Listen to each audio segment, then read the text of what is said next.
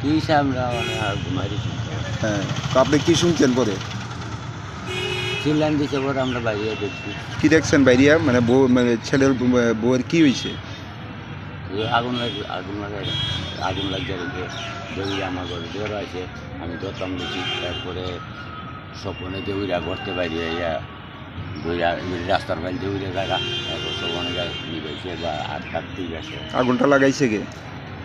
আগুনটাকে লাগাইছে মানে বেরিয়ে ভিতর তা আপনার ছেলের বউ বলে কয়ে গেছে যে আপনার ছেলে আগুন দিছে গায়ে।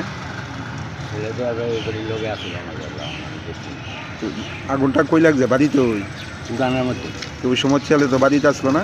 বাড়িতে বড় হুম। আর বেবি বাইরে। সবাই তো অভিযোগ যে আপনার ছেলে আগুন দিছে, আর আপনিও তো ঘটনার সময় বাড়িতে আসলেন।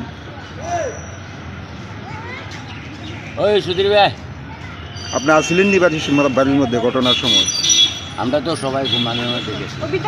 যেই তো মেয়েটা চিৎকার, ছিলাম দিছি ওর বাইরে দেখছি। এখন অবধি জানছেন নি মানে আগুনটা দিছে কে? হুম। দিছে গায়ে ওখানে বেডি তো কয়ে তে দিছে, কিন্তু তে তো এই সময় আমরা তার লগে দেখছি না বেডির কাছে। কই আসলে এই সময়? ঘরের ভিতরে ঘরের ভিতরেই তো আগুনটা দিছে। না, দোকানের মধ্যে। জানি। ছেলের নাম কি? স্বপন দাস। আর বউয়ের নাম? বাড়ির মানুষ সব দিয়ে আমার দিয়ে যন্ত্রণা দিতে দিয়ে যুক্তি কইরা রাখা তুই মনে তো রাখবো তুই দুদিন পরে মাইরা লাইছি দিতাম না বাপের বাড়িতে তো সব দিয়ে যুক্তি করে লইছে। এটা কি বাবার বাড়ি মানে যাইতে বাধা দিত? কোনো কানো দিছে না আমার দিয়ে যাইতো, তে কোনো কানো দিছে না, তে তো কাজা বিজর মা ছিল, কোনো কানো দিছে না আমার দিয়ে যাইতো, কোনো কানো দিছে না।